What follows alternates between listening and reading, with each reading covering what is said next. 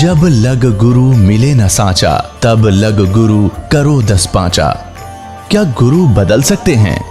क्या गुरु बदलने से पाप लगता है? अध्यात्म के इस मैदान में आखिर सही गुरु कौन है? गीता जी में वर्णित तत्वदर्शी संत कौन है? इन सभी प्रश्नों के उत्तर जानने के लिए अवश्य सुनिए जगत गुरु तत्वदर्शी संत रामपाल जी महाराज के मंगल प्रवचन।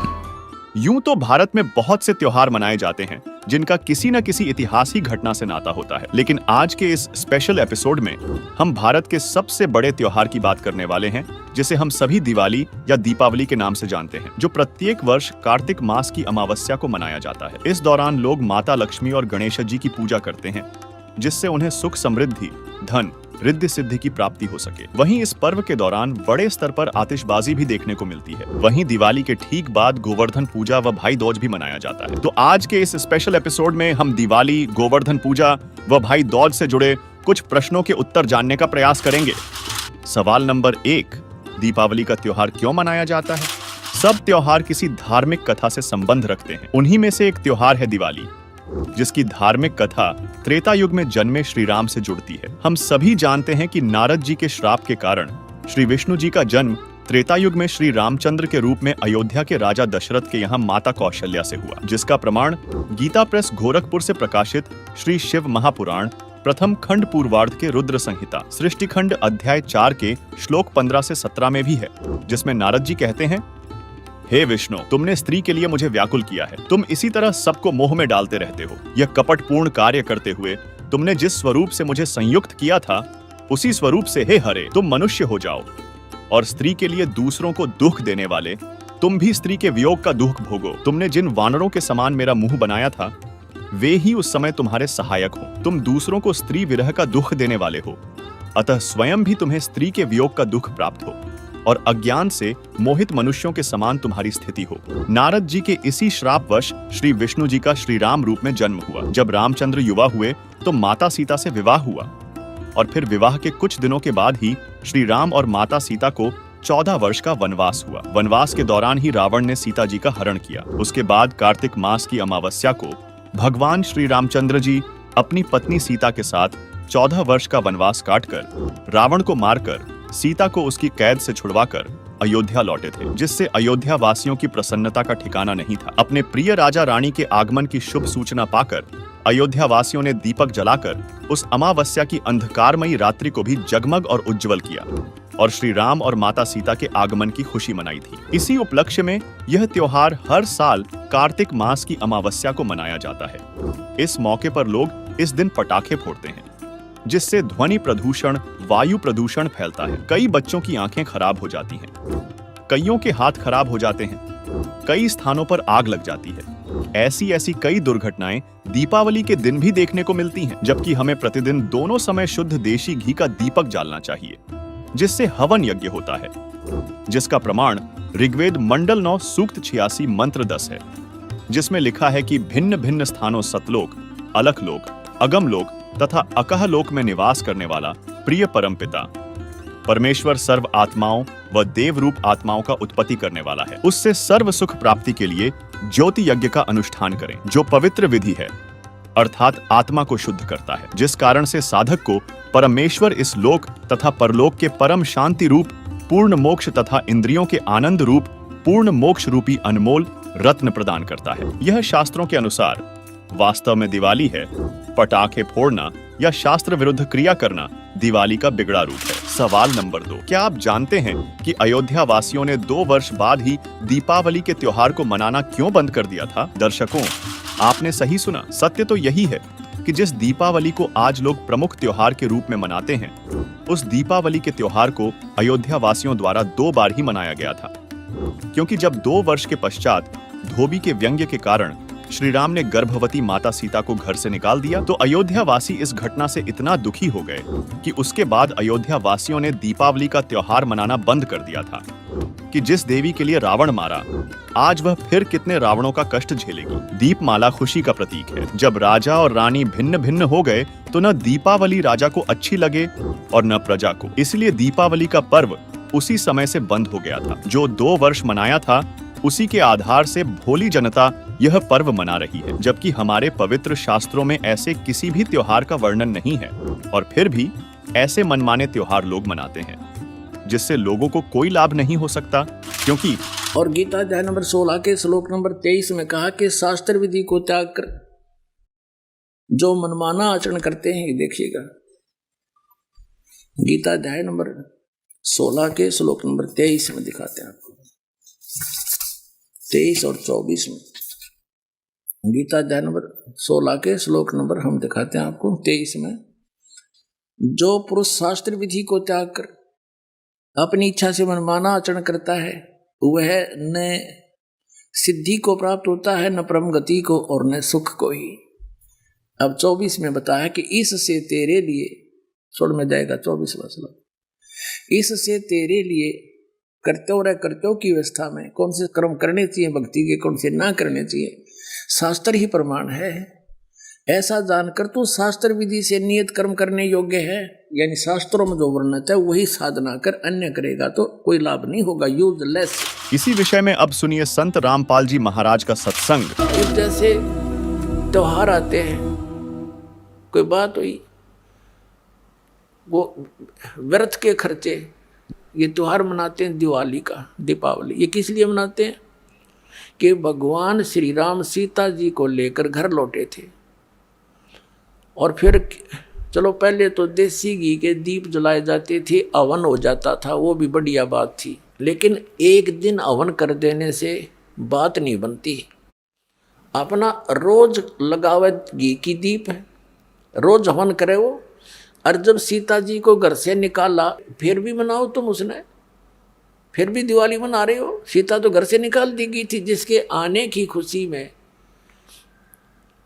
और वो दीप जलाए गए थे, और फिर वह निकाल दी करते। वो तो दुखी हुई, वहाँ जंगल में टाइम पास करा बेचारी ने सह परिवार। और श्री राम घर पे परिवार उसका जंगल में, चाहे राजा के कुछ भी बना रहो, एक छोटे से नगर का राजा, अयोध्या का राजा था, चाहे राष्ट्रपति बने जाए पूरी पृथ्वी का, जिसका परिवार कहीं रहा कहीं वो जीव सुखी हो सकता है, और फिर भी दिवाली मनावें और दीप जलावें। तो इस तरह की जो क्रियाएं हैं ये परंपरा है, सूझबूझ का कार्य नहीं है। फिर बम छोड़ते हैं त्योहार के दिन, तरह कितना प्रदूषण फैलाते हैं, आग लग जाती है। तो यह परंपरा बनाई तो बच्चे आकर्षित हुए, इसको समाप्त करेंगे धीरे धीरे। और क्या की खुशी, एक भगत कह रहा था, बोला जी नाम लेने के बाद ज्ञान हुआ हमें, और पहली बार त्योहार मनाया हमने अपना। हमने 10 वर्ष हो गए ना दिवाली मना ली, ना तीज त्योहार मनाए, और ना होली मनाई। कारण क्या रहा कि हमारा परिवार है, 5-6 भाई हैं, मेरे दादा है, उसमें किसी का कोई मृत्यु हो जाती है, कभी हमारे घर में हो जाती है। पिछली बार मेरी बहन विधवा होगी, सारा 1 साल तो फिर मनाना ही नहीं कुछ भी, 1 वर्ष पूरा नहीं हुआ इतना दूसरी घटना घट लेती है। और 10 वर्ष हो गया हमने कोई त्योहार मना के नहीं देखा। फिर कहाँ गई वो दीपावली। और परमात्मा कहते हैं इसे गंदे लोक में, जैसे नानक साहब जी से कहा था कि आप यहाँ खुशी नज़र नहीं आते, मायूस बने रहते हो। तब नानक साहब जी ने कहा था, ना जाने काल की कर डारे, किसी भी ढल जा पासावे, अर्जिन आते सरते मौत खुड़क दी, उन्होंने के डांसावे। सवाल नंबर 3, दीपावली के दौरान सुख समृद्धि और रिद्धि सिद्धि की प्राप्ति के लिए माता लक्ष्मी और गणेश जी की पूजा की जाती है, तो क्या इससे भी कोई लाभ नहीं होता? दर्शकों, हम सभी जानते हैं कि माता लक्ष्मी भगवान विष्णु की पत्नी हैं, जो त्रेता युग में माता सीता और रामचंद्र जी के रूप में जन्मे थे, तथा गणेश जी भगवान शिव और माता पार्वती के पुत्र हैं। और ये हमें कितना लाभ दे सकते हैं, यह हमें श्रीमद्देवी भागवत के 3 स्कंध अध्याय 4 से 5 से मालूम चलता है, जिसमें श्री विष्णु जी और भगवान शंकर अपनी माता दुर्गा की स्तुति करते हुए क्या कहते हैं, देखिए। श्रीमद्देवी भागवत 3 स्कंद।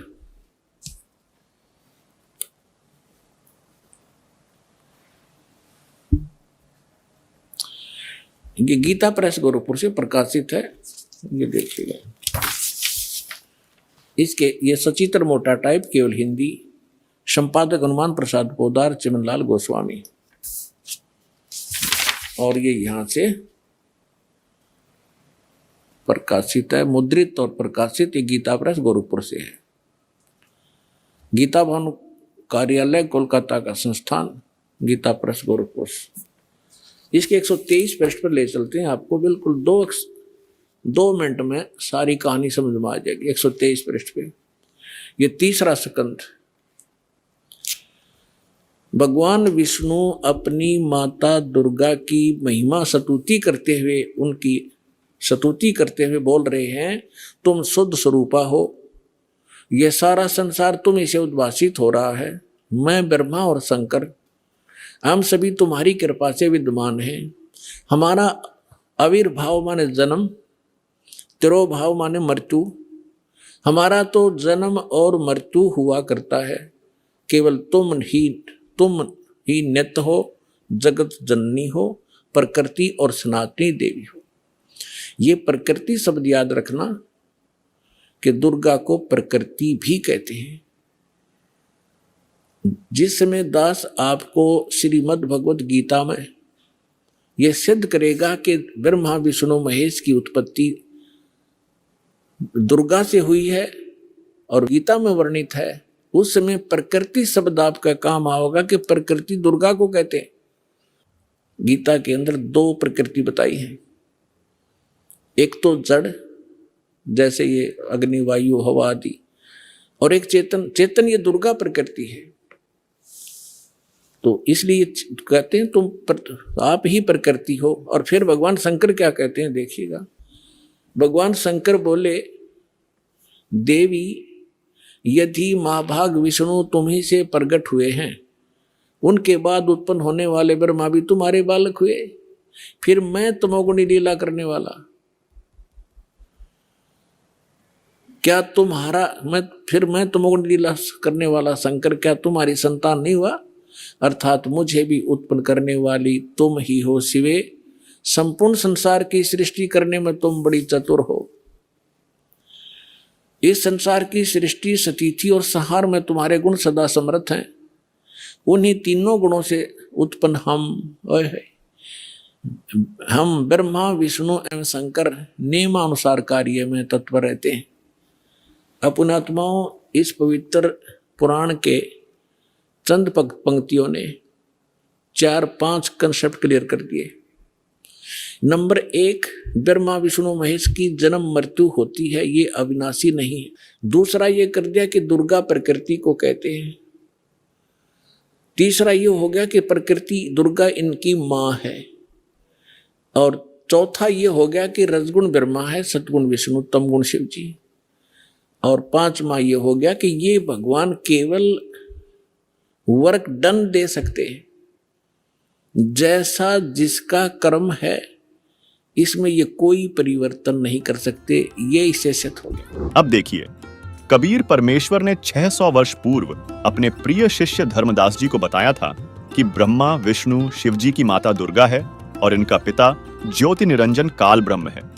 देखिए, कबीर सागर बोध सागर खंड अध्याय ज्ञान बोध के पृष्ठ 21 से 22 में अंकित ये वाणी, धर्मदास यह जग बौराना, कोई न जाने पद निर्वाणा, यही कारण मैं कथा पसारा, जगत से कहियो राम न्यारा, यही ज्ञान जग जीव सुनाओ, सब जीवों का भरम नशाओ, अब मैं तुमसे कहूं चिताई, त्रयदेव न की उत्पत्ति भाई, कुछ संक्षेप कहूं गुहराई, सब संशय तुम्हारे मिट जाई, मां अष्टंगी पिता निरंजन, वे जम दारुण वंशन अंजन, पहले कीन्ह निरंजन राई, पीछे से माया उपजाई, माया रूप देख अति शोभा, देव निरंजन तन मन लोभा, धर्मराय को हिकमत कीन्हा, नख रेखा से भग कर लीन्हा, धर्मराय किन्हा भोग विलासा, माया को रही तब आशा, 3 पुत्र अष्टंगी जाए, ब्रह्मा विष्णु शिव नाम धराए, 3 देव विस्तार चलाए, इनमें यह जग धोखा खाए, पुरुष गम्य कैसे को पावे, काल निरंजन जग भरमावे,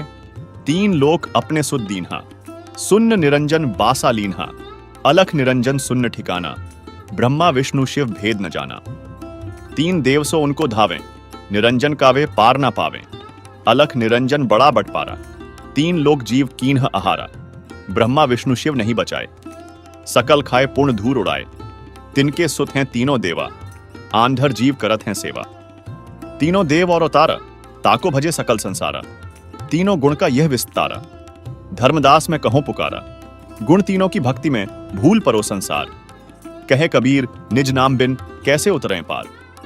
वहीं इसी विषय में संत गरीबदास जी ने अमर ग्रंथ अध्याय आदि रमैणी में बताया है कि माया मूल रूप एक छाजा, मोहि लिए जिन्हु धर्म राजा, धर्म का मन चंचल चित्त धारिया, मन माया का रूप बिचारा, चंचल चेरी चपल चिरागा, या के पर से सरबस जागा। धर्म राय किया मन का भागी, विषय वासना संग से जागी, आदि पुरुष अदली अनुरागी, धर्म राय दिया दिल से त्यागी, धर्म राय के चले विमाना, मानसरोवर आए प्राणा, मानसरोवर रहन न पाए, दरय कबीरा था न लाए, बंकनाल की विष्मी बाटी, तहां कबीरा रोकी घाटी, इन पांचों मिली जगत बंधाना, लख 84 जीव संताना, ब्रह्मा विष्णु महेश्वर माया, धर्म राय का राज पठाया, यह खोखापुर झूठी बाजी, भिस्ती बैकुंठ दगासी साजी, कृत्रिम जीव भुलाने भाई, निज घर की तो खबरी न पाई, 1.25 लाख उपजे नित हंसा, 1 लाख विनशय नित अंसा, उपति खपति प्रलय फेरी, हर्ष शोक जौरा जमजेरी, पांचों तत्व हैं प्रलय माही, सत्व गुण रजगुण तमगुण झाई। दर्शकों, इससे यह स्पष्ट हो जाता है कि जब भगवान विष्णु और भगवान शंकर जी हमारे कर्म में परिवर्तन नहीं कर सकते, यानी किस्मत से ज्यादा हमें नहीं दे सकते, तो फिर भगवान विष्णु की पत्नी माता लक्ष्मी तथा भगवान शिव के पुत्र गणेश जी की पूजा से हमें अपनी किस्मत से ज्यादा लाभ कैसे मिल सकता है?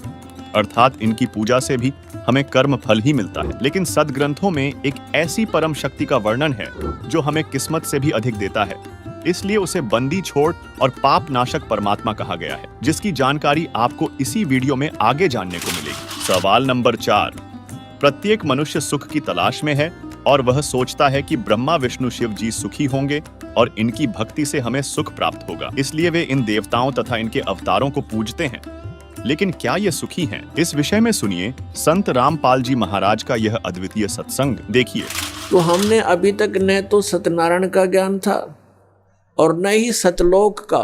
गीता जी अध्याय नंबर 18 के श्लोक नंबर 62 में कहा कि अर्जुन तू सर्वभाव से उस परमेश्वर की शरण में जा, उसकी कृपा से ही तू परम शांति को और सनातन परम धाम को प्राप्त होगा। उसी परमेश्वर की कृपा से सनातन परम धाम और परम शांति, जब तक जन्म मृत्यु है जीव को शांति नहीं हो सकती, क्योंकि इस पृथ्वी पर आप किसी भी जीव को देख लो, किसी को भी चैन नहीं है। हम राजा लोगों को ये समझते थे ये बड़े सुखी हैं, इन जैसा दुखी धरती पर इंसान नहीं, ये सत्कर मान लें। अब इनके बस की बात नहीं, ये राज ना करें क्योंकि इनके भाग में लिख रखा है, इसकी इनकी किस्मत है, पिछले पुण्य है, उन पुण्यों के प्रतिफल में उनको ये समस्या मिली हुई है। देखो, एक छोटे से परिवार का एक मुखिया होता है जिसमें 5-7 सदस्य होते हैं, उनकी व्यवस्था में वो कितना दुखी रहता है। किसी कोई बीमार हो गया, किसी के कपड़े लेने हैं, किसी की फीस भरनी है, फिर विवाह के योग्य हो गए, विवाह ना हुआ तो चिंता होगी, तो फिर आगे मनवाने और समस्या, पुत्र ना हुए उनका तो समस्या। तो कहने का भाव ये है, वो एक ही छोटे से परिवार के पोषण में रात को भी सपने में भी दुखी रहता है, और राजा तो एक बहुत बड़े क्षेत्र का मुखिया बन जाता है, पिता बन जाता है। राजा प्रजा का पिता होता है और उसको कितनी चिंता रहती है, कहीं फ्लड आ गया है तो राजा को धक्कदेसी होगी कि दुर्घटना होगी तो उसी को समस्या होती है, कहीं कुछ बनाना है, कहीं कोई अशांति फैल गई है, कोई एमएलए खिसकन की सोच रहा है तो नींद आवा नहीं। तो यहाँ कहते हैं परमात्मा कि यहाँ शांति नहीं किसी प्राणी को। राजा लोग, निर्धन तो सोचता है धनवान सुखी, धनवान सोचते हैं कि राजा सुखी। राजा सोचता है कि भाई स्वर्ग में बताओ सुख तो वहां होगा। ये सत्कर मान लेना आप। इन राजा लोगों को सुख नाम की चीज नहीं है, सपने में भी नहीं सुख इनको। और फिर ये सोचते हैं स्वर्ग में सुख है। जिन बकवादों को हम सुख मानते हैं वो सुख नहीं है। परमात्मा कहते हैं झूठे सुख को सुख कहे ये मान रहा मनमोद, ये सकल जबीना काल का कुछ मुख में कुछ कोट। बेटा जाया खुशी हुई बहुत बजाए थाल, ये तो आना जाना लगा हुआ है जो कीड़ी का नाड़।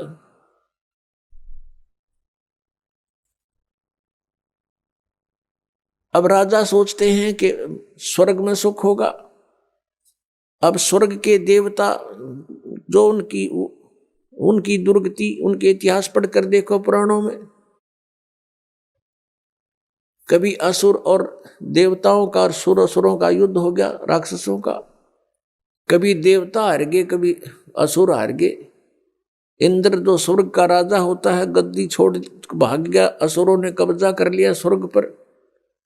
वो कहीं जंगल में भूखा प्यासा भटक रहा है और इंद्र सोचता है कि ब्रह्मा विष्णु महेश सुखी होंगे। ये तीन लोग के एक एक विभागीय मंत्री हैं। अब ये ब्रह्मा विष्णु महेश कितने सुखी हैं। श्री विष्णु जी के अवतार श्री कृष्ण जी, श्री रामचंद्र जी, श्री रामचंद्र के रूप में राजा दशरथ के घर जन्म जब श्री विष्णु जी का हुआ, युवा हुए, युवा होते विवाह हुआ, विवाह होते ही वनवास हुआ, वनवास से सीता का हरण हुआ, यानी उसकी पत्नी का रावण उठा ले गया और फिर रावण के साथ युद्ध हुआ। पुण्यात्माओं करोड़ों व्यक्ति मारे गए वहां पर। तब सीता की वापसी हुई। वापसी आने पर बड़ी खुशी बनाई, नगरी में दीप जलाए गए घी के। सीता के वापस, श्री राम के वापस आने पर, सीता लौटा लाने पर, और कुछ दिनों के बाद सीता जी का निष्कासन कर दिया श्री रामचंद्र जी ने स्वयं ही। किस बात पर के एक धोबी ने व्यंग कस दिया, वो अपनी पत्नी को धमका रहा था रात्रि के समय। वो किसी उस आपस में कहा सुनी होने से उस धोबी की पत्नी घर से बाहर चली गई थी कहीं अपने रिश्तेदारी में। फिर वो वापस लेकर आया तो उसको धमका रहा था कि मैं तुझे घर नहीं रखूंगा, तू 3 दिन कहाँ रही। मैं दशरथ के पुत्र जैसा नहीं हूं जो वहां पर 12 वर्ष तक रावण के पास रही, उसको फिर घर ले आया। उधर से श्री रामचंद्र जी राजा थे अयोध्या के। पहले राजा लोग अपनी प्रजा के दुख सुखों को स्वयं ही जाना करते थे। रात्रि के अंदर वेश बदल कर घूमा करते थे।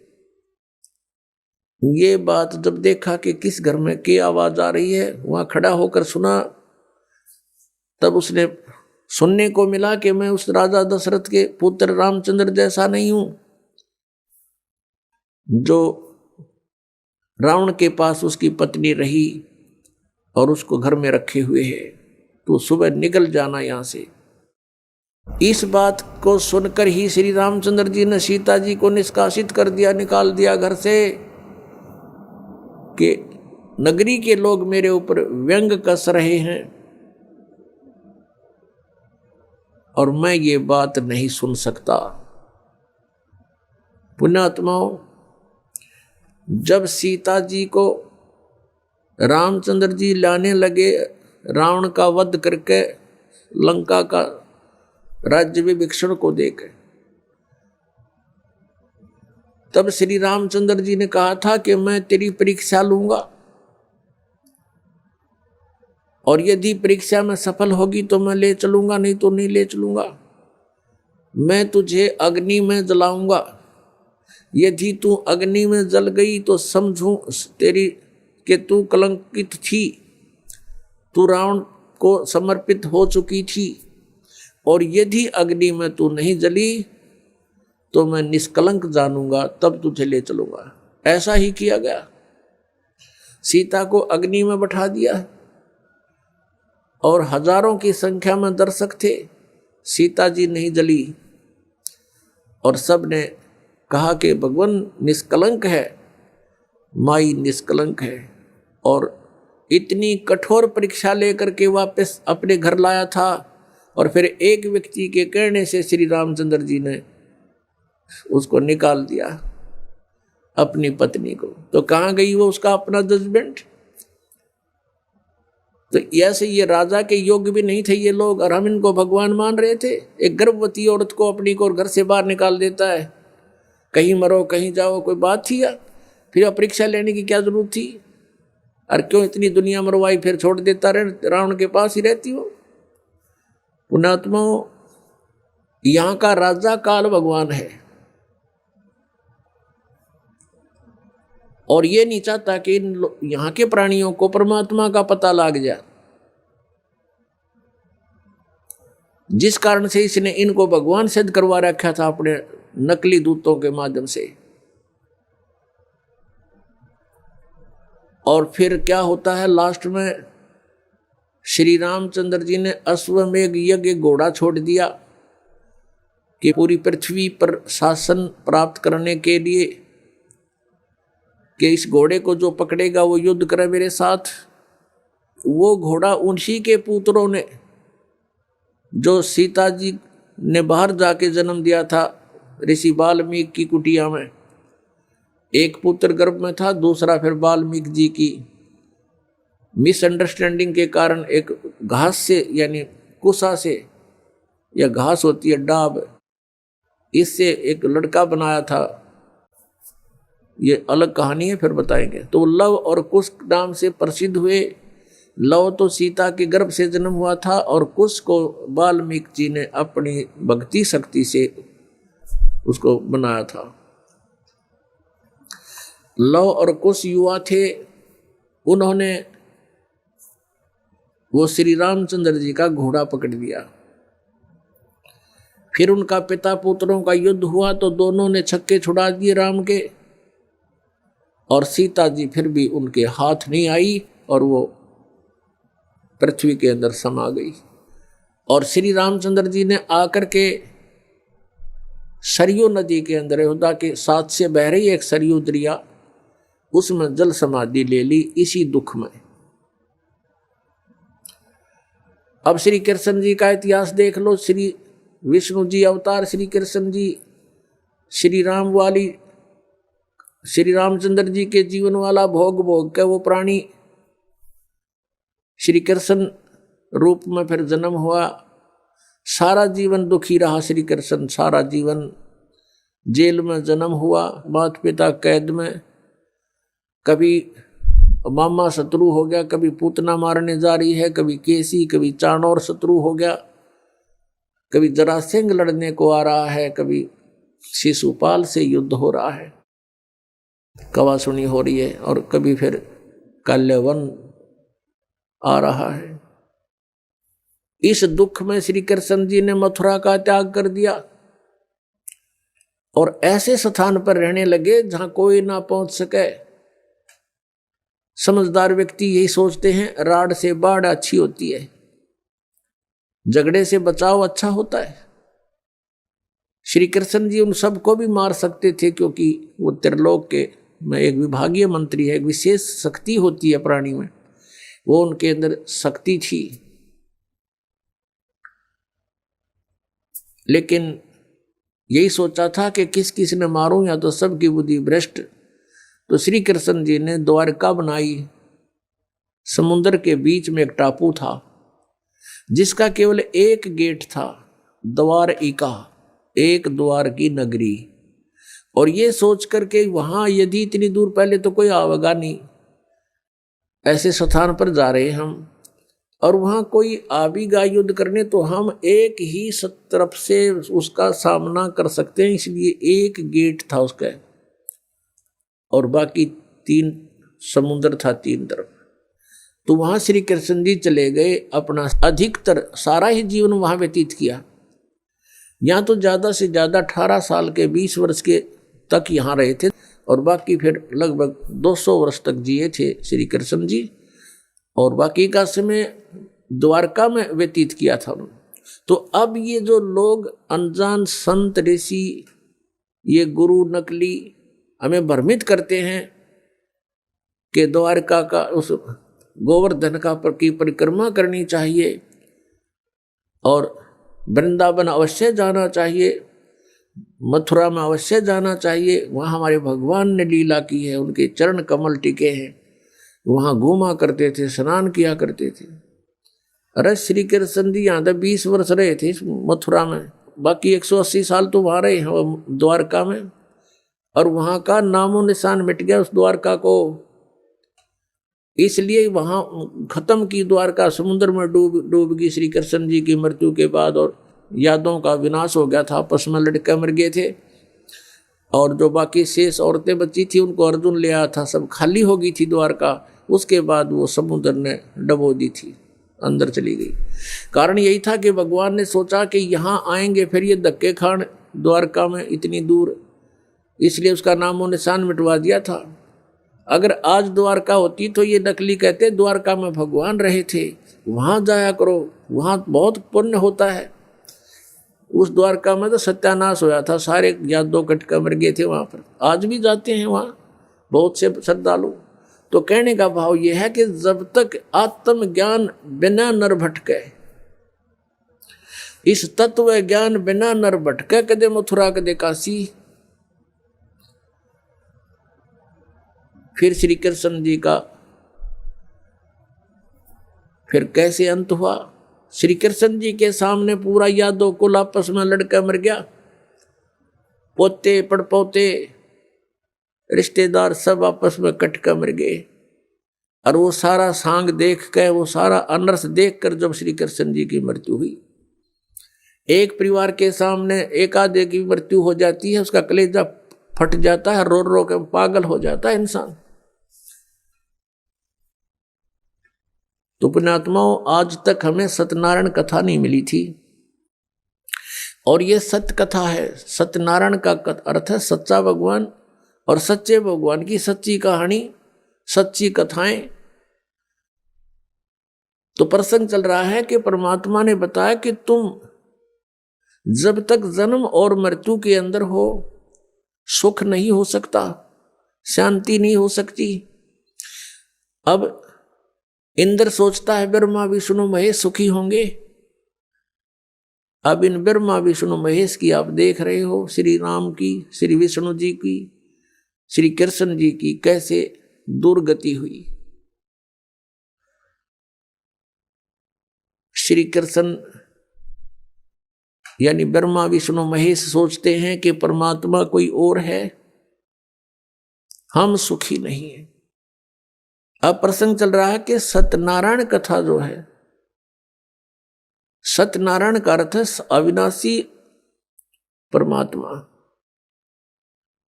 ब्रह्मा विष्णु महेश ये सत्यनारायण नहीं है। श्री विष्णु जी को हम सत्यनारायण जानकर किसकी कथा सुना और सुनाया करते थे, सुनते और सुनाते थे।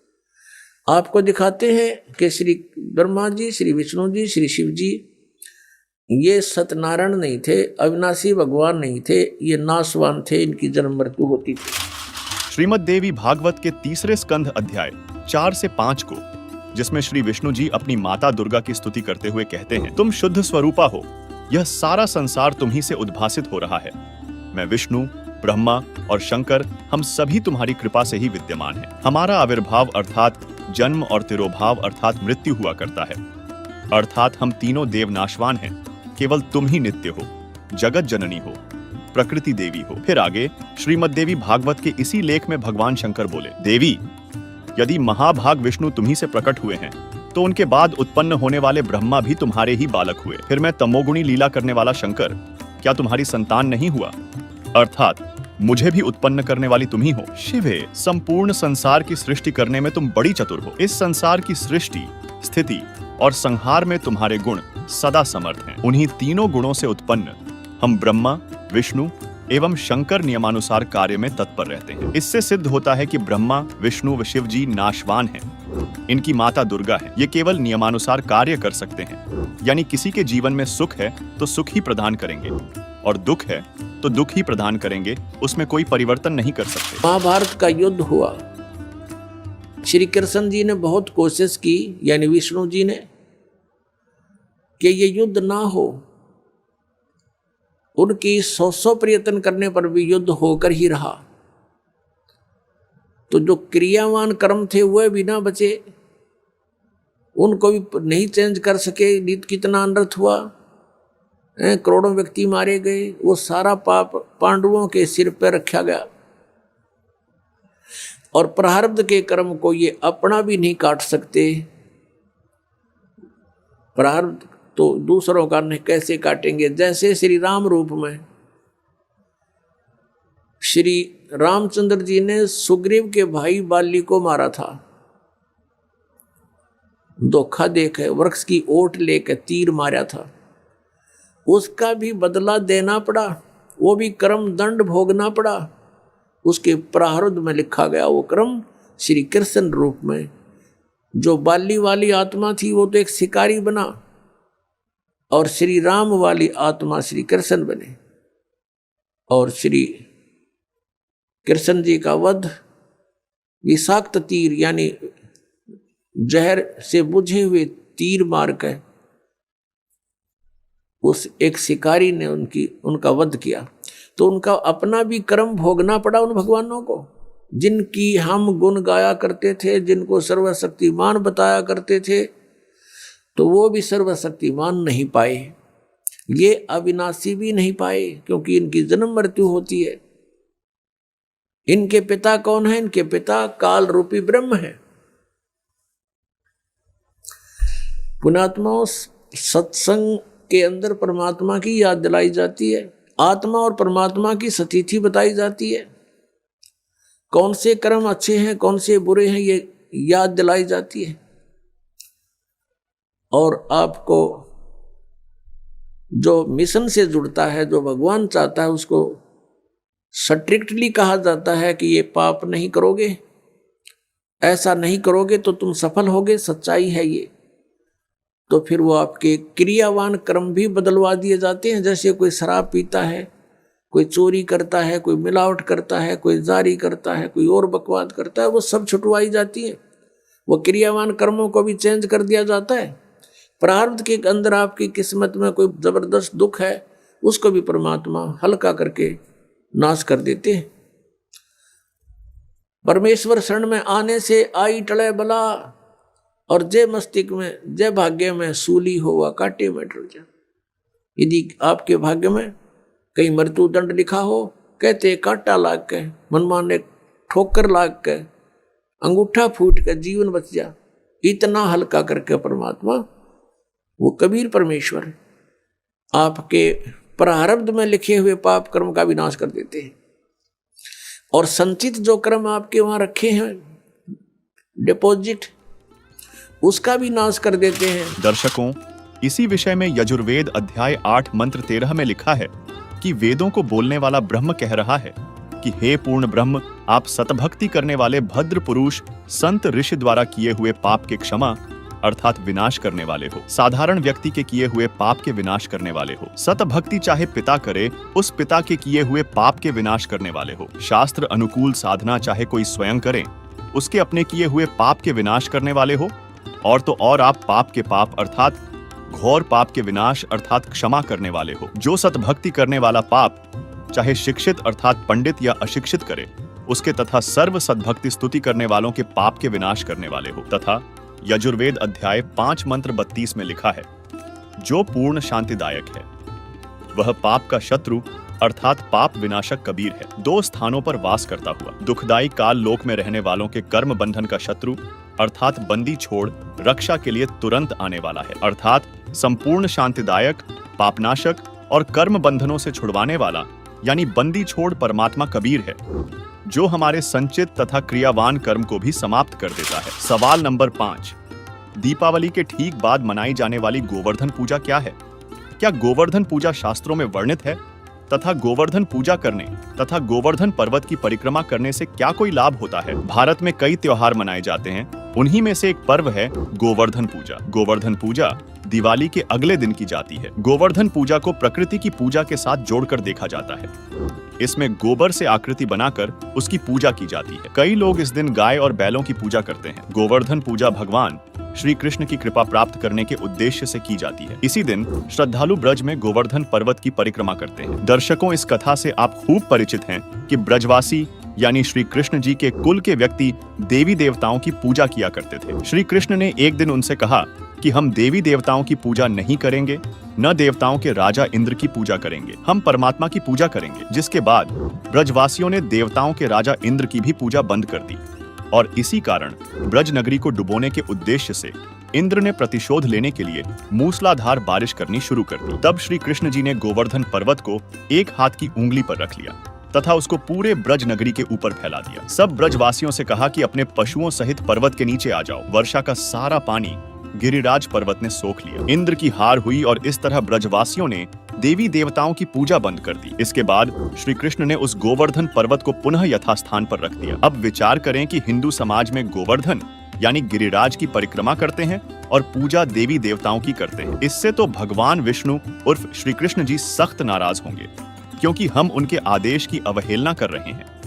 यानी आप गोवर्धन परिक्रमा व गोवर्धन पूजा करके तो भगवान श्री कृष्ण जी का अपमान करने का कार्य कर रहे हो। वहीं गोवर्धन परिक्रमा व गोवर्धन पूजा शास्त्रोक्त साधना न होने के कारण इससे लाभ तो मिलता नहीं, बल्कि परिक्रमा के समय पैरों के नीचे असंख्यों कीड़े मकोड़े जीव जंतु मरते हैं। वह पाप अवश्य लगता है, यानी उनका पाप आपके भाग्य में लिखा जाता है, क्योंकि सूक्ष्म वेद में कहा गया है, पृथ्वी ऊपर पग जो धारे, कोटि जीव एक दिन में मारे, करई आरती संजम सेवा, यो अपराध न उतरे देवा। वहीं श्री कृष्ण की कुछ लीलाओं के कारण लोग उन्हें भगवान मानते हैं, तो इसी विषय में देखिए श्री कृष्ण भक्त और कबीर पंथी संत रामपाल जी महाराज के शिष्यों के बीच हुई इस बहस को, जिसे देखने के बाद यह निर्णय हो जाएगा कि वास्तव में लीलाओं को भी देखा जाए तो जो चमत्कार श्री कृष्ण जी नहीं कर सके, वह चमत्कार कबीर परमात्मा ने किया था। देखिए अब आप कैसे सिद्ध करोगे कृष्ण बड़ा है?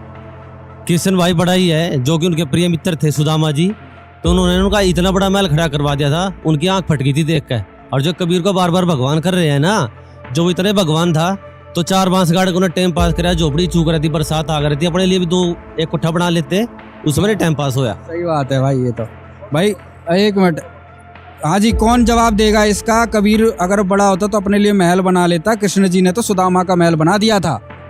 देखो जी, सुदामा का महल कृष्ण जी ने बना दिया, ठीक है जी, इतनी शक्ति के भगवान तो वो हैं, हम भी मान रहे हैं कृष्ण जी भगवान हैं, पर वो 3 लोक के भगवान हैं, कुछ लीलाएं तो उनके द्वारा भी होती ही हैं। अब कबीर भगवान की लीला अगर इसके समानांतर मैं लूं तो आपने तैमूरलंग का नाम सुना है? तैमूरलंग वो राजा, मतलब पहले एक गरीब आदमी था, उनके घर रोटी तक नहीं होती थी, और कबीर परमात्मा ने ऐसी लीला करी, वो आपको सूक्ष्म वेद में सारा प्रमाण मिलेगा, कबीर जी की लीलाओं में मिलेगा कि कबीर साहब ने ऐसी लीला करी, उनके वहां जाके सिर्फ 1 रोटी खाई थी, 1 जल का लोटा पिया था, और उनको 7 पीढ़ी का राज दिया। आज भी भारत में प्रमाण है, वहां तैमूरलंग का पोता बाबर आके भारत में राज शुरू किया, 7 पीढ़ी तक औरंगजेब तक उनका राज भारत में रहा, वो कबीर साहब ने दिया था, ये प्रमाणित लिखा हुआ है जी। बिल्कुल परमात्मा कहते हैं रोटी तैमूरलंग को देनी और ताते 7 बादशाही लेनी, तो कबीर परमात्मा को 1 रोटी खिला के और उन्होंने 7 बादशाही का राज दिया, 7 पीढ़ी का, औरंगजेब तक इनका राज रहा है। और फिर कबीर परमात्मा ने कहा था आपका राज जो है खंड हो जाएगा, औरंगजेब के बाद राज भी खंड हो गया, आप देख लो। तो जी कृष्ण जी का सुदामा का महल तो सबने देखा, और 7 पीढ़ी का राज जो कबीर भगवान ने दिया, ये है समर्थ की पावर। बोलो कबीर भगवान की जय। भाई इतिहास प्रमाण है, इन्होंने जो कहा है कि भाई एक मिनट सवाल क्लियर होने दो।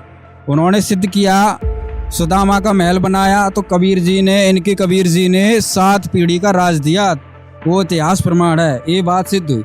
अब आप दूसरी बात बताओ, कबीर कृष्ण को कैसे बड़ा बताओगे? हर बात में कबीर बड़ा हो रहा है। और भी बहुत सारी लीलाएं करी है, कुब्जा का जो है कोट ठीक कर दिया था, गोवर्धन पर्वत उठा लिया था 1 उंगली से, गोवर्धन पर्वत उठा लिया था। ये कथा बहुत रोचक है। कृष्ण जी ने गोवर्धन पर्वत उठा लिया था, कबीर जी ने क्या उठाया? बात ऐसी है, कबीर जी की एक वाणी है कि गोवर्धन श्री कृष्ण धारो और द्रोणगिरी हनुमंत और शेष नाग सारी सृष्टि उठा रहा है, इनमें कौन भगवंत? अगर पहाड़ उठाने से भगवान सिद्ध हो जाते तो आप ये आपके ही प्रचलन में, आपके ही लोकवेद में कहते हैं कि शेषनाग के ऊपर पूरी पृथ्वी धरी है, तो इससे बढ़िया तो फिर शेषनाग भगवान है।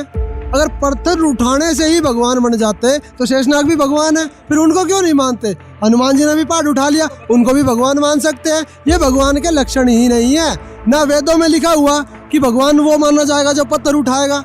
वेदों में तो परमात्मा की महिमा ही दूसरी लिख रखी है, तो इससे कोई सिद्ध नहीं होता। सही बात है भाई, फिर तो कृष्ण से बड़ा शेषनाग भगवान हो गया, उसने तो सारी पृथ्वी उठा रखी है।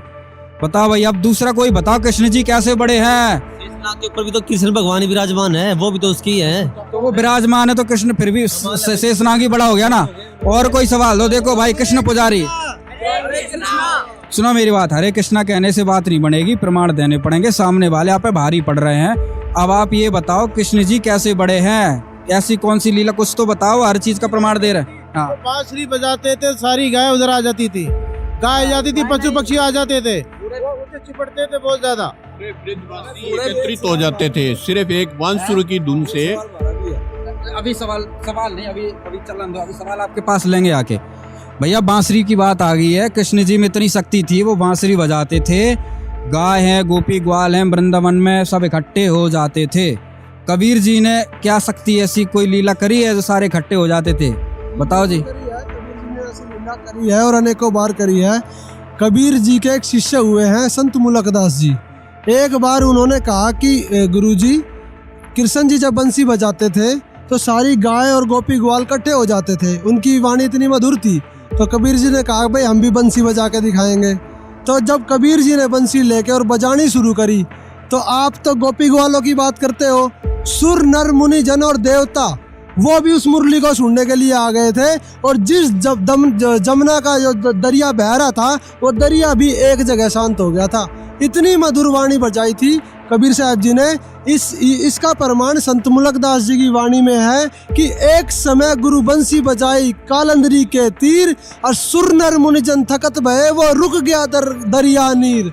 बंदी छोड़ सतगुरु रामदास की जय। प्रमाण है भगवान है। भैया कृष्ण के पुजारी, इन्होंने आपके कृष्ण ने बंसी बजाई, उनके कबीर जी ने भी बंसी बजाई, सारा जमुना अमना सब थम गया था। अब कोई और लीला बताओ। मोर ध्वज के बेटे का शीश कटा हुआ उन्होंने जोड़ दिया था, उनकी लीलाएं इतनी है। जेल धाम से ही श्री कृष्ण जी तो जेल धाम से ही चमत्कार करने लग गए थे। आपने कहा कि श्री कृष्ण जी ने उनका ताम्र के लड़के का शीश काट करके उनको जीवित कर दिया था, गर्दन जोड़। सही बात है, भगवान ये काम कर सकते हैं भाई, कटे हुए गर्दन की तो भगवान ही जोड़ सकता है। आप बताओ कोई प्रमाण हो? हाँ जी इधर। हाँ जी, अगर श्री कृष्ण जी भगवान थे तो अभिमन्यु का क्यों नहीं जीवित कर दिया? और इन्होंने बहुत सारी लीलाएं बताई श्री कृष्ण जी की, लेकिन जो वेदों में लीलाएं बताई गई हैं पूर्ण परमात्मा की, जैसे कुमारी गाय से उसकी तृप्ति होती है, तो परमात्मा है जना, उसका जन्म मरण नहीं होता, लेकिन वो कोई भी लीला श्री कृष्ण पे फिट नहीं बैठती है। तो इससे ही प्रमाणित होता है कि कबीर भगवान है। नहीं अभी इनके ठीक है, आपकी बात सही है भाई, चलो वेदों में नहीं मिलता। इनने कहा कि भाई कृष्ण ने ताम्र ध्वज को जिंदा कर दिया गर्दन काट के। कबीर जी ने कुछ ऐसा किया? क्योंकि लोग चमत्कार को नमस्कार करती है भाई साहब। देखो जी, ये तो बहुत छोटी बात है कि एक ताम्र ध्वज जी का उन्होंने शीश जोड़ दिया। कबीर साहब जी ने ऐसे 4 लोगों को जिंदा किया हुआ है, जिसका प्रमाण कबीर सागर में मिलता है। सबसे पहले उनके जो शिष्य हुए हैं सेऊ और सम्मन, सेऊ जी उनके शिष्य हुए, उनकी नाड़ कट गई थी, कबीर साहब ने उनकी नाड़ को जोड़ के एज इट इज उनको जीवित कर दिया। दूसरा ये प्रमाण मिलता है कि एक मुर्दा बहता हुआ नदी में जा रहा था और कोई प्रकरण चल रहा था, तो एक मुसलमानों के पीर थे, शेख तकी पीर, उन्होंने कहा कि कबीर अगर तू भगवान है तो इस मुर्दे को जिंदा करके दिखा। तो कबीर साहब ने उसको ऐसे आदेश दिया, हे प्यारी आत्मा, आप जहाँ भी हो कबीर हुक्म से इस शरीर में प्रवेश करो और मेरे सामने आ जाओ। तो वो मुर्दा उठ के जिंदा होके कबीर साहब के पास आ गया। ऐसे ही शेख तकी की मरी हुई लड़की को, जो 12 दिन से कब्र में दबी हुई थी, कुछ दिनों से कब्र में दबी हुई थी, उसको वहां से कब्र से उठा के और उसको जिंदा करके अपने साथ ले लिया। ये कबीर सागर में प्रमाण मिलता है। अगर इसी से ही भगवान माने जाते हैं तो कबीर साहब तो डबल भगवान हुए, उन्होंने तो कई लोगों को जिंदा कर रखा है। कबीर भगवान की जय। दर्शकों, एक और विचारणीय विषय यह है कि कि आज लोगों द्वारा श्री राम और श्री कृष्ण की पूजा की जाती है, लेकिन सतयुग में किसकी पूजा करते थे? उस समय तो राम और कृष्ण नहीं थे। इसलिए श्रीमद् भगवद गीता के अध्याय 4 के श्लोक 34 में कहा गया है कि उस तत्व ज्ञान को समझ उन पूर्ण परमात्मा के वास्तविक ज्ञान व समाधान को जानने वाले संतों को भली भांति दंडवत प्रणाम करने से, उनकी सेवा करने से और कपट छोड़कर सरलता पूर्वक प्रश्न करने से वे पूर्ण ब्रह्म को तत्व से जानने वाले अर्थात तत्वदर्शी ज्ञानी महात्मा तुझे उस तत्व ज्ञान का उपदेश करेंगे। यानी हमें तत्वदर्शी संत की तलाश करनी चाहिए, जिसकी पहचान गीता अध्याय 15 श्लोक 1 में दी गई है। देखिए, ये है पंचदशो अध्याय 15वां अध्याय, मंत्र नंबर 1। ऊर्ध्व मूलम, ऊर्ध्व माने ऊपर, अधः माने नीचे को शाखा, अश्वत्थम माने पीपल का, पीपल रूपी संसार रूपी पीपल का वृक्ष समझो। प्राहु कहा जाता है अव्यम अविनाशी। ऊर्ध्व मूलम अधः शाखम अश्वत्थम प्राहु अव्यम। छंदासी यस्य प्रणानी ये तम वेद स वेदवित। इसका सीधा सा अर्थ है कि ऊपर को जड़, ये संसार रूपी वृक्ष का एक चित्र जानो। ऊपर को जड़ और नीचे को शाखा वाला है, ये संसार रूपी वृक्ष है। और जो संत जड़ से लेकर, मूल से लेकर तना, मोटी डार, शाखा और पत्तों तक बता देगा, स वेदवित, वो तत्वदर्शी संत है। अभी दास ने सत्संग के प्रारंभ में कहा था, तुम साहेब तुम संत हो, तुम सतगुरु तुम हंस, गरीब दास तेरे रूप बिना और न दूजा अंश। रामानंद जी ने कहा था कि हे परमात्मा, तुम साहेब तुम भगवान हो, तुम साहेब तुम संत, और तुम सतगुरु तुम हंस हो। सतगुरु माने तत्व ज्ञान, यथार्थ ज्ञान बताने वाले भी आप ही हो। तो उस परमात्मा ने, सच्चिदानंद घन ब्रह्म ने अपनी अमृतवाणी में इन सभी सदग्रंथों का ज्ञान पहले ही बोल रखा है। सतगुरु के लक्षण कहूँ मधुरे बैन विनोद, 4 वेद 60 शास्त्र वो कहे 18 बोध। सतगुरु के लक्षण, सतगुरु की एक पहचान ये भी है कि सभी सदग्रंथों का ज्ञाता होता है वो।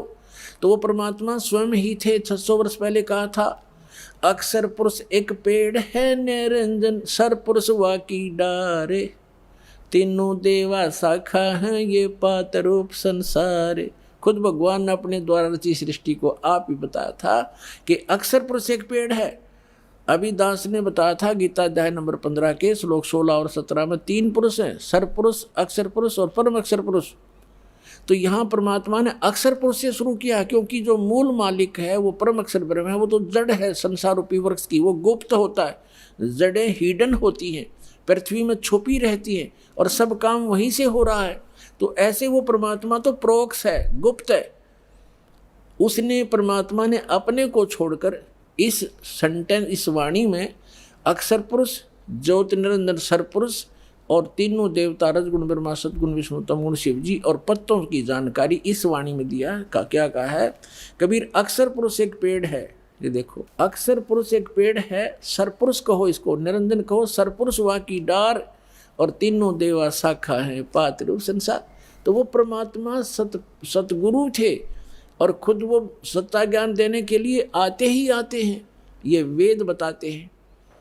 अब उन्होंने क्या बताया है देखिएगा, परमात्मा ने यहाँ से स्टार्ट किया है, अपने को छुपा कर कहा है अक्षर पुरुष एक पेड़ है, जो जमीन से बाहर दिखाई देता है सारा वृक्ष कहलाता है। अक्षर पुरुष एक पेड़ है, ये तना, ये सर अक्षर पुरुष समझो, और सर पुरुष वा की डार, ये मोटी डार, और तीनों देवा शाखा हैं पाते रूप संसारे।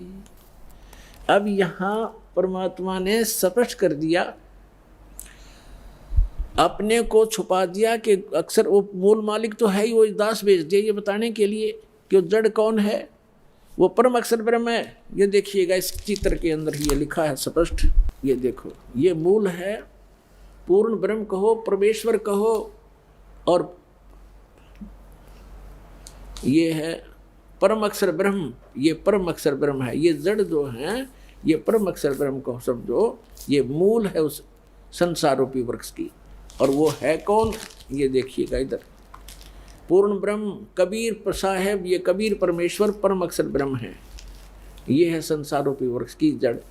और ये अक्षर पुरुष एक पेड़ है, सरपुरुष वा की डार, और तीनों देवा शाखा है ये पात्र। अब हम आते हैं श्रीमद् भगवद गीता के अध्याय नंबर 15 के श्लोक नंबर 1 पर। ऊर्ध्व मूलम अधः शाखम। गीता ज्ञान दाता ने केवल इतना बताया, ऊपर को जड़, नीचे ने शाखा वाला ये संसार रूपी उल्टा लटका हुआ संसार रूपी वृक्ष समझो, पीपल का वृक्ष रूप। और छंदासी यस्य प्रणानी, यस्य माने इसके, छंद माने विभागों को, सब भागों को, पार्ट्स को, ये तम वेद, इसके पत्ते आदि जो छंद हैं, इसके विभाग हैं, उनको जो जानता है, उस अज्ञान अंधकार में छपे हुए इस संसार रूपी वृक्ष के सभी विभागों को जो जानता है, स वेदवित, वह वेद के तात्पर्य को जानने वाला है, वो तत्वदर्शी संत है। देखना पंचदशों अध्याय 15वां अध्याय श्रीमद् भगवद गीता का। आदि पुरुष परमेश्वर मूल वाले। अब यहाँ इन्होंने गड़बड़ कर दिया, यहाँ तो ठीक लिख दिया, यहाँ लिख दिया अधः शाखम, ब्रह्मा रूप मुख्य शाखा वाले, ये गलत कर दिया। अधः माने नीचे शाखा वाले लिखना था। अब देखो ये 2 नंबर मंत्र है गीता का 15वें अध्याय का, इसमें अधः 2 बार लिखा है अधः, और इसका अनुवाद इन्होंने किया यहाँ पर देखो, अधः माने नीचे और अधः माने नीचे। तो यहाँ शर्मा गई है, इनका ज्ञान तो था। और ऊर्ध्व माने ऊपर, ऊर्ध्व माने ऊपर, सर्वतर नहीं ऊपर, ऊर्ध्व माने ऊपर, ऊर्ध्वम ऊपर, ऊपर जड़, और नीचे अधः माने नीचे। तो यहाँ प्रथम मंत्र में 15वें अध्याय का अब यहाँ लिखना था ऊर्ध्व मूलम, ऊपर को मूल वाला, वो आदि पुरुष परमेश्वर हो तो ठीक है, परम अक्षर ब्रह्म है, ऊपर मूल तो उसकी संसार रूपी वृक्ष की। और अधः शाखम, ये नीचे को शाखा वाला, जैसा भी आपको दिखा था, ये है ये ऊर्ध्व मूलम अधः शाखम। अब गीता ज्ञान दाता ने केवल इतना ज्ञान दिया है कि ऊपर न जड़ और नीचे को शाखा वाला, दैट्स ऑल। ये उल्टा लटका हुआ ये संसार रूपी वृक्ष जानो। अब इस और जो इसके सब विभाग बताएगा सवेदवित, वो तत्वदर्शी संत है। ये देखना अध्याय नंबर 15 का, पंचदशों अध्याय 15वां अध्याय का, और मंत्र नंबर 1। ऊर्ध्व मूलम अधः शाखम अश्वत्थम प्राहु अव्यम छंदासी यस्य प्रणानी ये तम वेद स वेदवित। इसके पत्तों, प्रणानी माने पत्ते, आदि पुरुष परमेश्वर मूल वाले, यह लिखना था नीचे शाखा वाले, ऊपर को जड़ वाला, नीचे शाखा वाला। संसार रूपी पीपल के वृक्ष को अविनाशी कहते हैं। और वेद, छंद माने वेद नहीं होता, छंद माने विभाग भी होता है। छंद, छंदी, अच्छा छंद जिसके पत्ते कहे गए, इसका अर्थ है। और उस संसार रूप वृक्ष को जो मूल सहित जड़ से लेकर पत्तों तक तत्व से जानता है, स वेदवित, वह वेद के तात्पर्य को जानने वाला है, अर्थात वो तत्वदर्शी संत है। यह पहचान बताती है। अब परमात्मा ने स्वयं आकर बताया है कि अक्षर पुरुष एक पेड़ है, सरपुरुष वा की डार, और तीनों देवा शाखा ये पात्र रूप संसार। वो मूल कौन है? वो खुद मालिक जो रचने वाला है। तो ये तत्वदर्शी संत अब ये दास है इस पृथ्वी पे, और सब सदग्रंथों से प्रमाणित है कि ये लक्षण होते हैं संत के।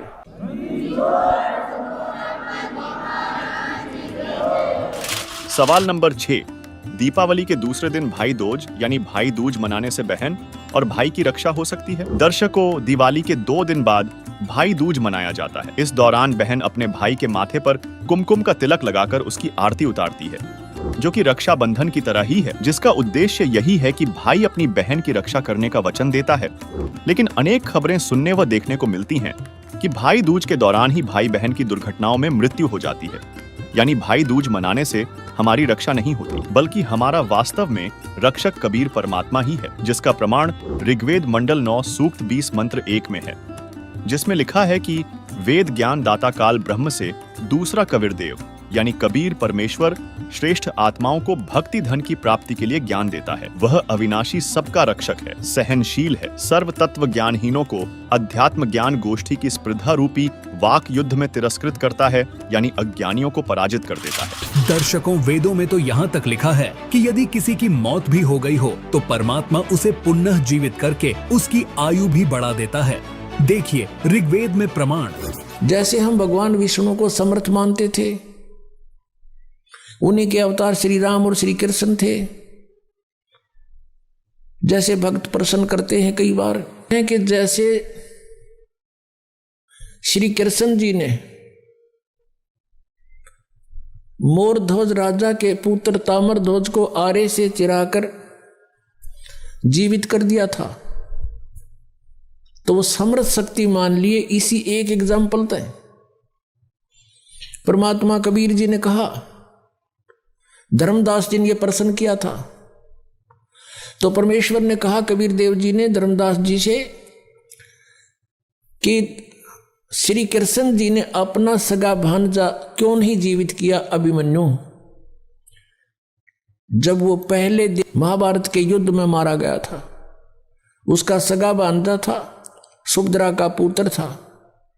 श्री कृष्ण जीवित नहीं कर सका, जिसकी आवश्यकता थी जीवित करने की, और वहां जा पंगा लिया, मोरध्वज का बेटा कटवा के जीवित कर दिया।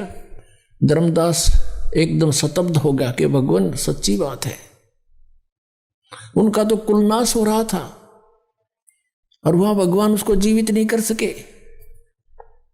तो प्रश्न किया, क्या कारण है प्रभु?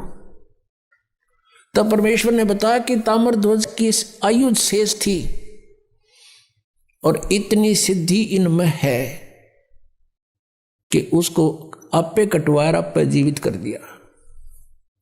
लेकिन अभिमन्यु की आयु शेष नहीं थी, श्री कृष्ण कुछ नहीं कर सके और ना कर सकते।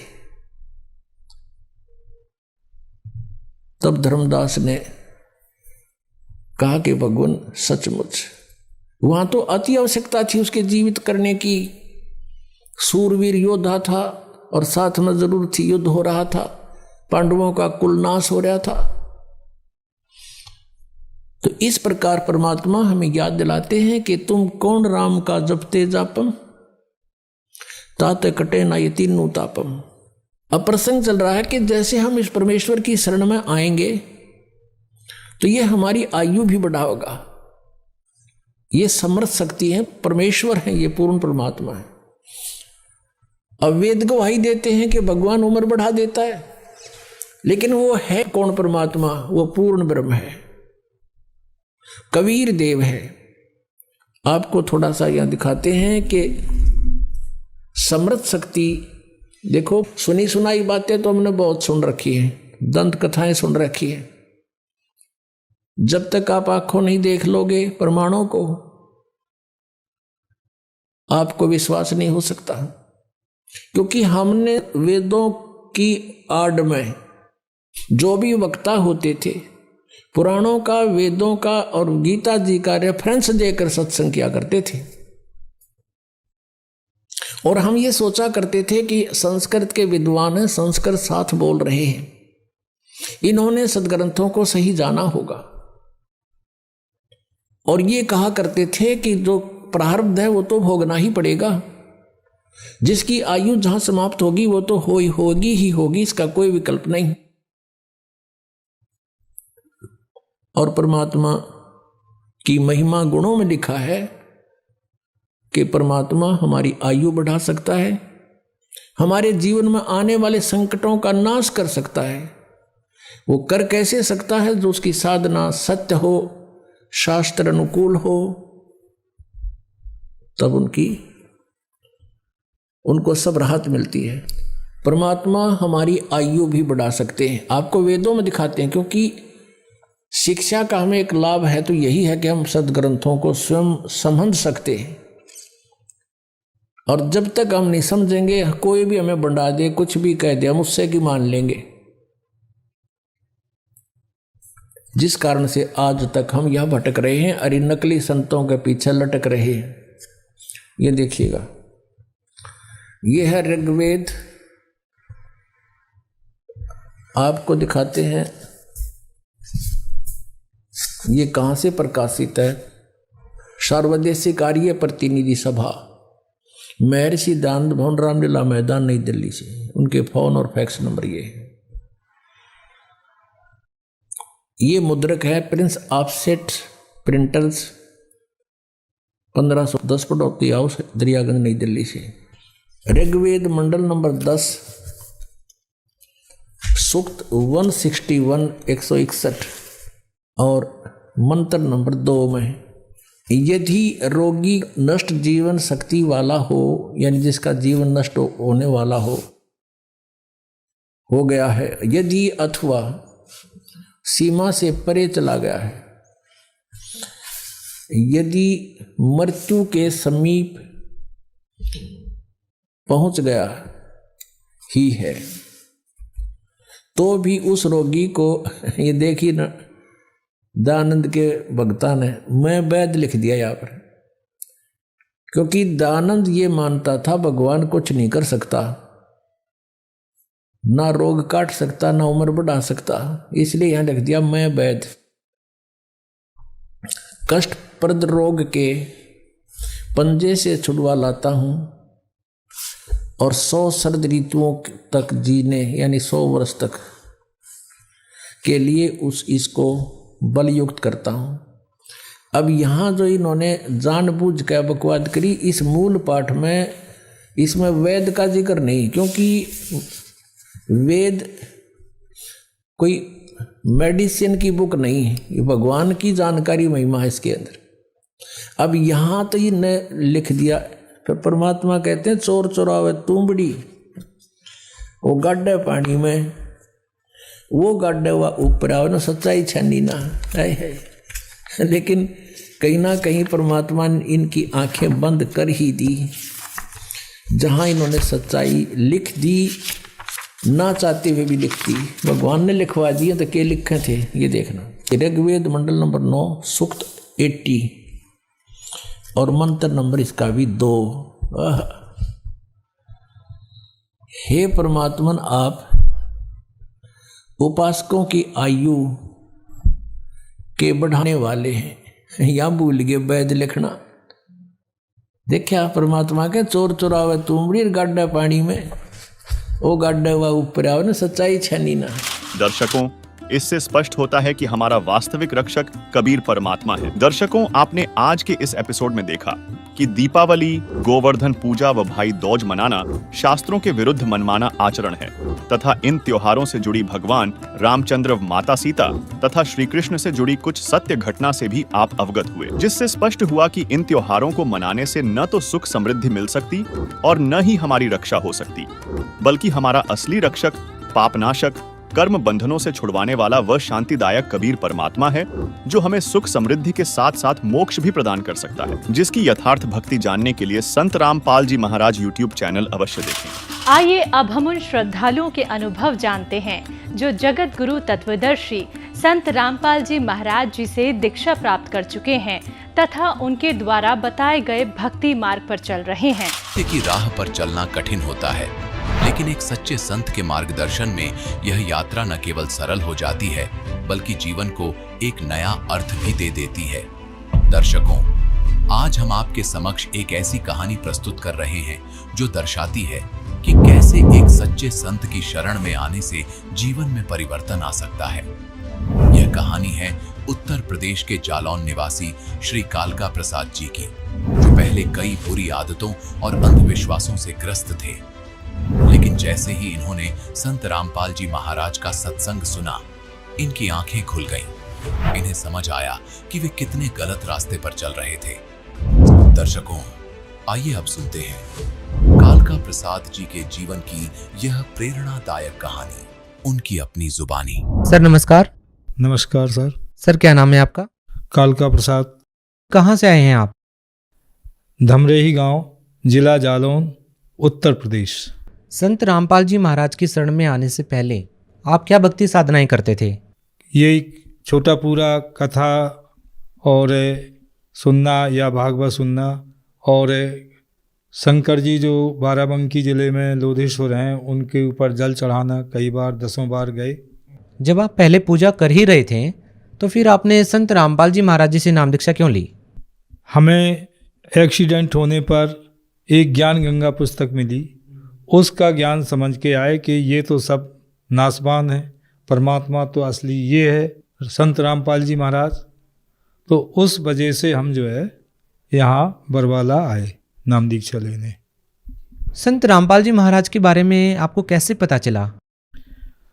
हमने टीवी के माध्यम से नाम दीक्षा ली वहाँ, और जब परमात्मा ने मुझे आशीर्वाद दिया, मैं बहुत नशेड़ी था, तो उस दिन से आज दिन तक हमने नशे को किसी भी प्रकार से हाथ नहीं लगाया। क्या आप पहले नशा करते थे? हाँ, काफ़ी। हम 5-5 बंडल पी लेते और 2-2 3-3 पुड़िया तम्बाकू भी खा लेते थे और साथ में लेके भी आए थे, लेकिन हम बाहर छिपा दिया था। जब परमात्मा ने दया करी तो उस दिन से संत रामपाल जी महाराज से ने जब सर पे हाथ रखा, उस दिन से इतनी दृढ़ता हो गई, इतना संकल्प ले लिया कि हमसे नशा किसी भी प्रकार, कई बार छोड़ा लेकिन छूट नहीं रहा था। परमात्मा संत रामपाल जी महाराज ने दया की, उस दिन से आज दिन तक हमने नशे को हाथ नहीं लगाया। सर, चर्चा का विषय बना हुआ है कि जो भी व्यक्ति संत रामपाल जी महाराज से नाम दीक्षा लेता है वो नशा छोड़ देता है। बहुत सारे लोग ऐसे हैं जो नशा छोड़ना चाहते हैं। आपसे ये जानना चाहेंगे कि आपने संत रामपाल जी महाराज से नाम दीक्षा लेते ही नशा कैसे छोड़ दिया? उन्होंने बताया कि मंदिर तो असली ये है और इसमें सारे देवता वास कर रहे, इसको गंदा करना अच्छी चीज़ नहीं है, और जो हम खुद देवता बनाते हैं अपने हाथों से, उन पे हम नहीं थूक सकते। तो इस तरह से हमें दृढ़ता लगी, विश्वास हो गया कि इस घट को जो है, इसमें 5-5 देवता बैठे हैं, इसके अंदर गंदी चीज़ जाना नहीं है। हमें मालिक ने, संत रामपाल जी महाराज ने ये बताया। साथ में अमृत जल दिया और परमात्मा ने प्रसाद भी दिया। उसको प्रसाद खाने से हमारे अंदर दृढ़ता आती रही।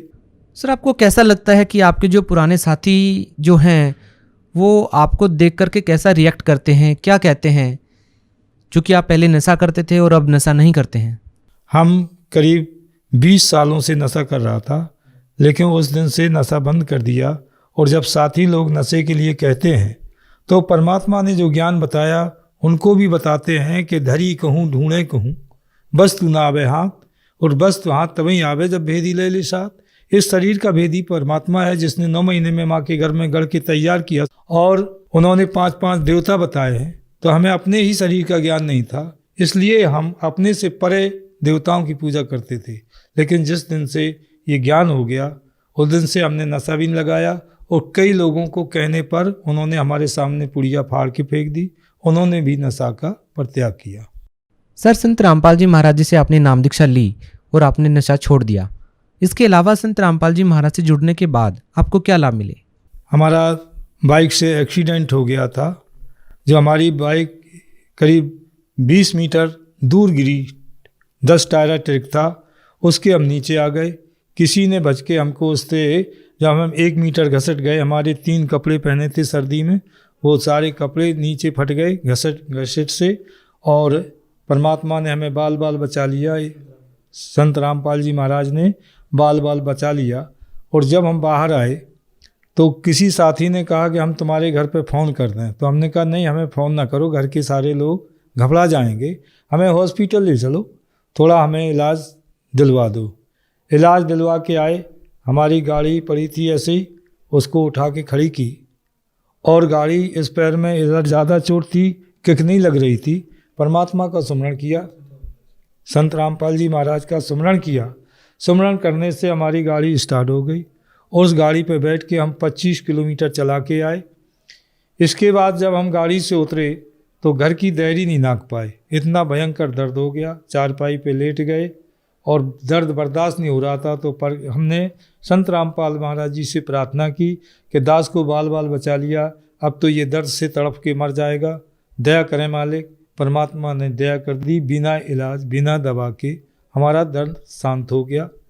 और हमारी भक्तमती को भी लाभ हुआ, जिन्होंने ग्वालियर इलाज लेने के बाद फिर इनका जो है एकदम से लेटरिंग और गैस इतनी बढ़ गई कि इन्होंने जो है 10 दिन खाना नहीं खाया।